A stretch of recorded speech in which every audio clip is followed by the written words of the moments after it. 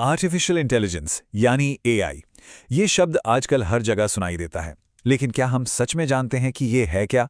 चलिए आज इसकी हैरान कर देने वाली कहानी को समझते हैं कि इसकी शुरुआत कहाँ से हुई, ये हमारी तरह सीखता कैसे है और इसका भविष्य हमें कहाँ ले जा सकता है। तो इस सफ़र में हम 5 पड़ावों से गुजरेंगे।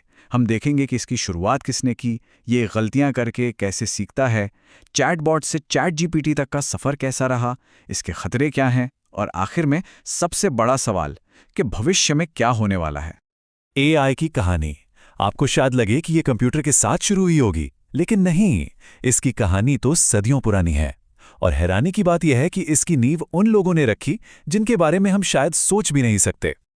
सोचिए, एक तरफ 18वीं सदी के एक पादरी थॉमस बेज जो कहते हैं कि ज्ञान पत्थर की लकीर नहीं है, नई जानकारी मिलने पर हमारी समझ बदलती है, और दूसरी तरफ लगभग 200 साल बाद एक मैथमेटिशियन एलन ट्यूरिंग जो इसी आइडिया को मशीनों पर लागू कर देते हैं। यहीं से सब शुरू हुआ। बस ये एक सवाल, और इसी एक सवाल ने इतिहास बदल दिया। दूसरे विश्व युद्ध के समय जब जर्मनी के एनिग्मा कोड को कोई नहीं तोड़ पा रहा था, ट्यूरिंग ने सोचा क्यों ना एक मशीन ही बनाई जाए जो इस कोड को तोड़े, और उन्होंने बॉम्बे बनाकर ऐसा कर भी दिखाया, जिससे कहते हैं कि युद्ध कई साल पहले खत्म हो गया। लेकिन देखिए, विडंबना देखिए, जिस इंसान ने दुनिया को इतनी बड़ी देन दी, उसके साथ कितना बुरा सलूक हुआ। एक युद्ध के हीरो को उसी के देश ने उसकी सेक्सुअलिटी की वजह से सजा दी। सालों बाद माफी जरूर मांगी गई, लेकिन दुनिया ने एक जीनियस को हमेशा के लिए खो दिया था। तो ये तो थी शुरुआत की कहानी, लेकिन अब सवाल ये उठता है कि आखिर एक मशीन सोचती कैसे है? क्या उसके पास हमारी तरह दिमाग होता है? चलिए समझते हैं। इसे ऐसे समझिए जैसे हमारे दिमाग में लाखों करोड़ों न्यूरॉन्स होते हैं जो आपस में सिग्नल भेजकर बात करते हैं और फैसले लेते हैं। ठीक वैसे ही एक आर्टिफिशियल न्यूरल नेटवर्क काम करता है। ये कंप्यूटर के अंदर मौजूद आर्टिफिशियल न्यूरॉन्स का एक जाल है जो जानकारी को प्रोसेस करता है। इसे समझने का सबसे बढ़िया तरीका है फिल्म पीके। याद है कैसे पीके हर बार कुछ करता था, फिर उसे डांट पड़ती थी और वो सीख जाता था, मतलब उसे फीडबैक मिलता था।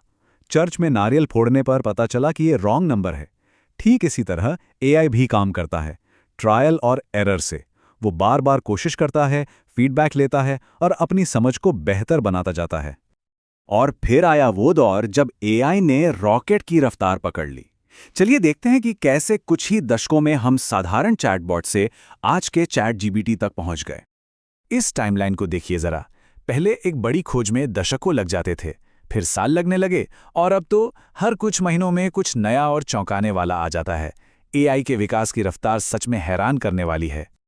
लेकिन हर शक्तिशाली चीज की तरह एआई के भी अपने खतरे हैं, और ये खतरे बहुत असली हैं। हमें इसकी ताकत के साथ साथ इसकी सीमाओं को भी समझना होगा। तो सबसे बड़ी दिक्कत पता है क्या है?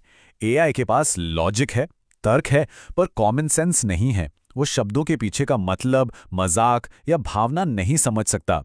अगर कोई अपने दोस्त को मजाक में कहे कि मैं तुझे जान से मार दूंगा, तो एक एआई बॉडीगार्ड इससे असली धमकी समझकर शायद हमला भी कर दे। वो संदर्भ नहीं समझ पाता। और ये तो सिर्फ एक छोटा सा उदाहरण है। असली खतरे तो और भी बड़े हैं।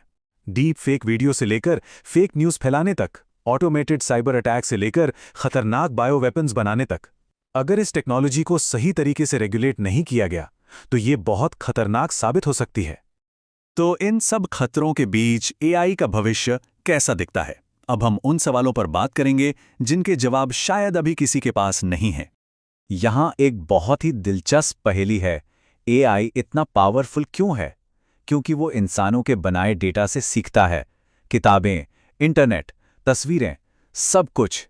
लेकिन क्या होगा जब सीखने के लिए दुनिया का सारा इंसानी डेटा खत्म हो जाएगा? तब एआई आगे कैसे बढ़ेगा? और यहीं पर एक नया, थोड़ा हैरान करने वाला आइडिया सामने आता है। Synthetic data. मतलब एआई अब इंसानी डेटा पर निर्भर नहीं रहेगा। वो खुद से सीखने के लिए अपना डेटा बनाना शुरू कर सकता है। सोचिए, एक एआई जो खुद से डेटा बनाकर खुद को ही सिखा रहा हो। ये एक ऐसा दौर होगा जो शायद हमारे कंट्रोल से भी बाहर हो जाए। और ये हमें उस सवाल पर ले आता है जो शायद सबसे बड़ा है।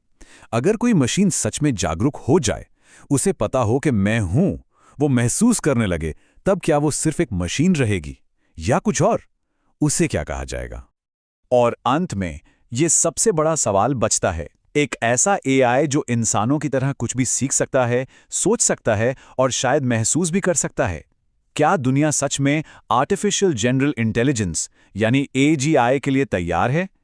एक ऐसी इंटेलिजेंस जो इंसान से भी ज्यादा समझदार हो सकती है? इस पर सोचना बहुत जरूरी है।